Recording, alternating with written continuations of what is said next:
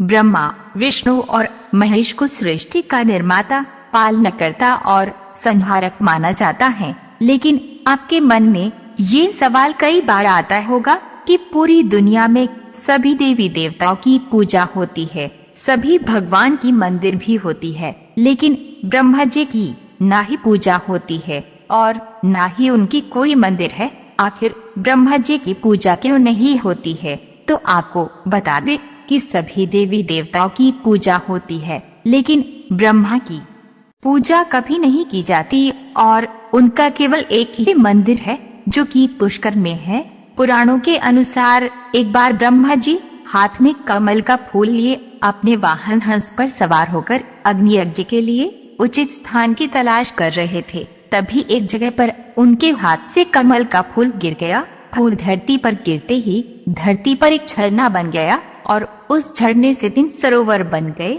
जिन जगहों पर वो 3 झरने बने थे उन्हें ब्रह्म पुष्कर, विष्णु पुष्कर और शिव पुष्कर के नाम से जाना जाता है। ये देखकर ब्रह्मा जी ने उसी जगह यज्ञ करने का निर्णय लिया, लेकिन यज्ञ में ब्रह्मा जी के साथ उनकी पत्नी का होना जरूरी था। लेकिन भगवान ब्रह्मा की पत्नी सावित्री वहाँ नहीं थी और शुभ मुहूर्त भी निकला जा रहा था और इस कारण ब्रह्मा जी ने उसी समय वहाँ मौजूद एक सुंदर स्त्री से विवाह करके उसके साथ यज्ञ संपन्न कर लिया। जब यह बात देवी सावित्री को पता चली तब इससे नाराज होकर उन्होंने ब्रह्मा जी को ये श्राप दे दिया कि जिसने सृष्टि की रचना की, पूरी सृष्टि में उसकी कहीं पूजा नहीं की जाएगी।